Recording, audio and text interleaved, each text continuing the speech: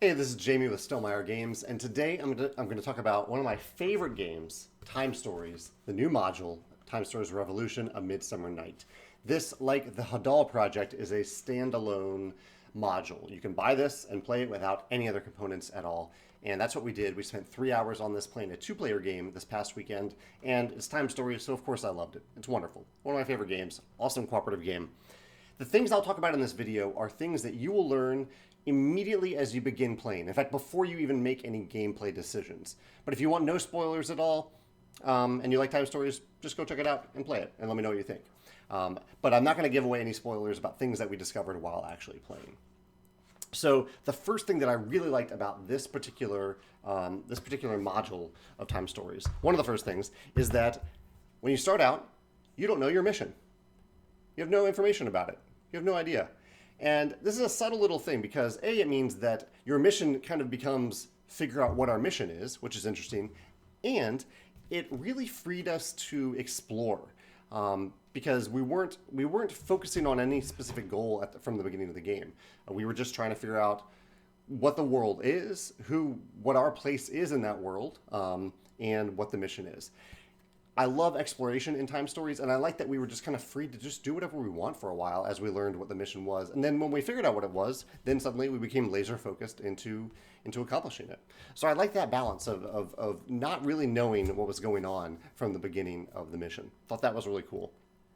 I also really like, and this is something that Time Stories Revolution does really well, which is that each character has their own little deck of character cards that are revealed at different times during the game. So you might go to a location, something happens, and they say, okay, read your personal card number 6. And your personal card number 6 will be designed for that specific interaction and designed for your specific character. So if my character goes to that location, I'm going to read something very different than what your character reads at that location. That's something really cool about Revolution in particular. But the clues that we gained while we played the game from those personal cards really helped us make some decisions. Because oftentimes when I show up at a location in Time Stories, it is me, Jamey, deciding what I want to explore in that location. Basically, if you're not familiar with Time Stories, when you arrive at a location, you have a panorama of cards, and you choose one of those cards that you want to go visit, and you pick up that card and you read it to yourself, and then you put it down and you tell other players what you saw there. And each player is doing that same thing.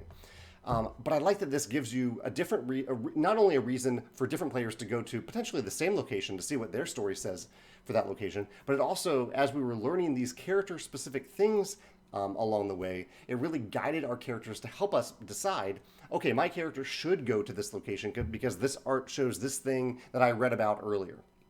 The other thing tied to that is the character. So I'm going to reveal two of the characters that are revealed right at the beginning of the game because you get your character at the beginning of the game. These are the two that we played with. This kind of ant-like creature and a flying little guy. I played the little flying guy because I love the idea of flying. One of the other things that these cards did is that they have specific abilities. Like I was able to fly, literally able to fly in the game. And this tree folk person was able to commune with nature, essentially. And so whenever we arrived at a location, instead of me thinking, okay, Jamey, what would you like to do at this location? I was looking at, hey, how would flying benefit me at this location? What part of this location would be best served by someone who can fly? And Megan was thinking the same thing. She was thinking, okay, what part of this location has something that I can talk to in nature that maybe a regular human would not be able to talk to because she has that ability. She's a dryad. So I love that. I love giving us that immersive focus into what we should choose at each given location based on our specific character. Thought that was really, really cool. Let me see if there's anything else that I can reveal without spoiling anything. Nope, that's actually it. There's one other thing that I really liked about the expansion. Maybe I'll talk about it in the comments that I really did enjoy, but it would spoil a few things about A Midsummer Night. I'm soon going to do a ranking of all Time Stories modules that I played, because I think I've played 10 at this point, which will make a nice top 10 list. But I'd love to hear your thoughts in the comments. If you've played this and you have some thoughts about things that you liked about it, or what your favorite Time Stories modules are, maybe that'll factor into my list, unless I make it before this video goes live. So yeah, those are my thoughts on A Midsummer Night, the latest Time Stories module. Thanks.